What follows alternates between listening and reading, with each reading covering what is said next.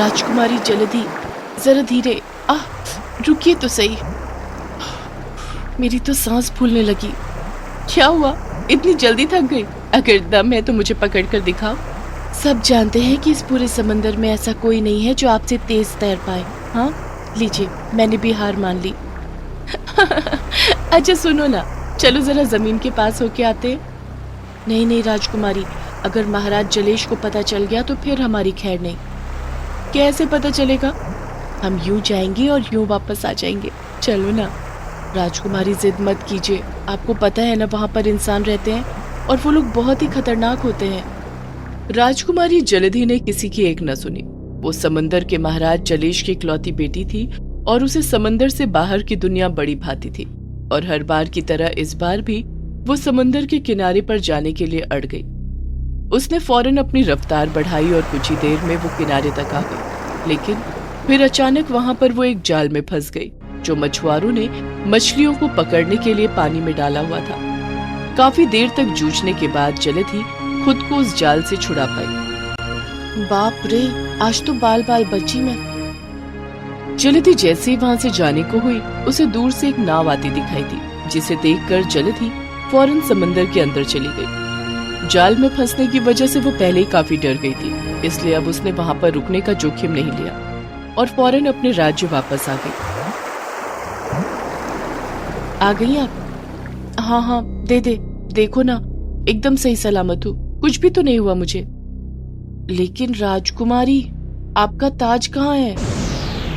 जलधि ने अपने सिर पर हाथ घुमाया और वो तुरंत समझ गई कि उस जाल से तो वो बाहर निकल आई, लेकिन उसका ताज उसी जाल में ही फंसा रह गया। दूसरी तरफ जहां वो जाल अब भी पड़ा हुआ था, ठीक उसी जगह एक नाव आकर रुकी और उसमें से एक मछुआरा उतरा। इस मछुआरे का नाम केशव था और वो जाल उसी ने मछलियों को पकड़ने के लिए पानी में डाला था। चलो देखते हैं आज कुछ मछलियां फंसी हैं कि नहीं। केशव ने जाल खींचना शुरू किया। जब उसने सारा जाल नाव पर रख लिया, तभी उसने देखा कि जाल में कुछ मछलियों के साथ एक चमकती हुई चीज भी है। ये क्या है? ये तो किसी महारानी का ताज लगता है, पर ये है किसका और मेरे जाल में कहां से आया? केशव ने समंदर में दूर तक नजर दौड़ाई, पर ना तो उसे कोई जहाज नजर आया और ना ही कोई बड़ी नाव। फिर उसने सोचा, लगता है कोई महारानी यहाँ समुद्र में घूमने आई होंगी और उनका ताज यहाँ गिरकर मेरे जाल में फंस गया होगा।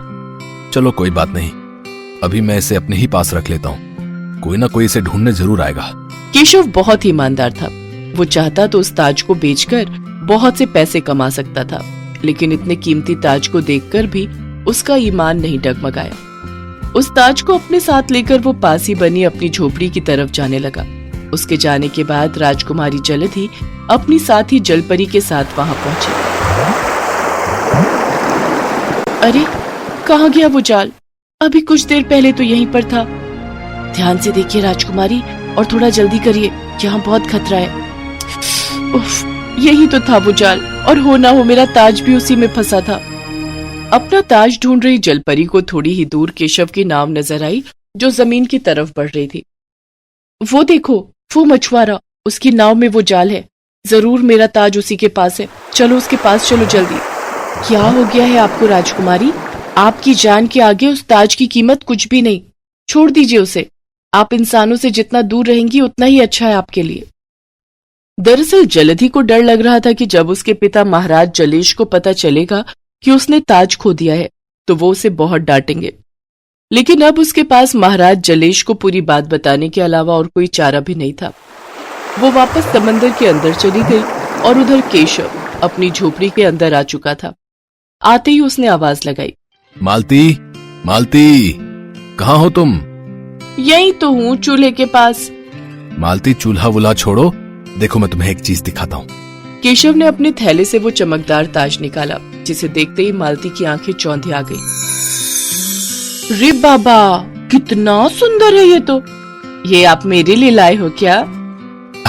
पकली कहीं की, जानती नहीं, ये ताज तेरी और मेरी हैसियत से बहुत बड़ा है। तो ये आपको कहाँ से मिला और आप क्या करोगे इसका? केशव ने मालती को एक सांस में सारी बात बता दी और उधर दूसरी तरफ समंदर के अंदर राजकुमारी जलधि की पूरी बात सुनने के बाद महाराज जलेश का गुस्सा 7वें आसमान पर चढ़ गया। हमने आपको कितनी बार मना किया है कि जमीन के नजदीक नहीं जाना है, पर आप नहीं सुधरी। मुझे माफ कर दीजिए पिताजी। ठीक है, पर आगे से ध्यान रहे, कोई भी, मैंने कहा कोई भी समंदर का वासी जमीन की तरफ नहीं जाएगा। और रही बात ताज की, तो वो सिर्फ एक ताज नहीं है राजकुमारी, बल्कि वो ताज आपकी मां की आखिरी निशानी है। मैं किसी भी कीमत पर उसे वापस लाकर रहूंगा। सेनापति जलाश, मेरे साथ चलिए।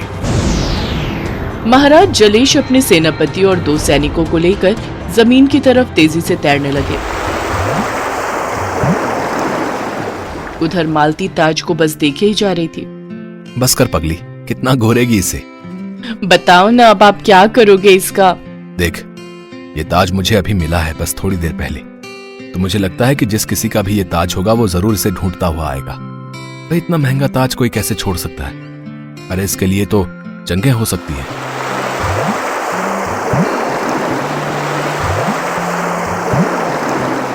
अगर उस ताज को हासिल करने के लिए मुझे इंसानों से जंग भी लड़नी पड़ी तो मैं लड़ूंगा। वो मेरी पत्नी की आखिरी निशानी है, उसे हर कीमत पर हासिल करके रहूंगा।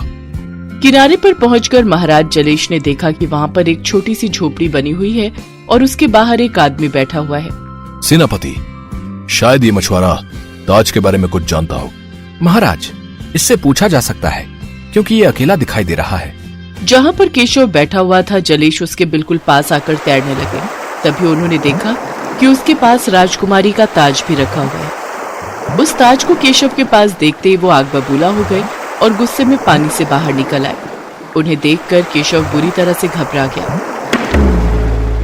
बाप रे, आप कौन है? तूने मेरी बेटी का ताज चुरा कर अच्छा नहीं किया मछुआरे। चुरा कर? नहीं, मुझे तो ये ताज अपने जाल में फंसा मिला था। वो तो मछलियों के साथ आ गया था और मैं तो इसे वापस ही करने वाला था।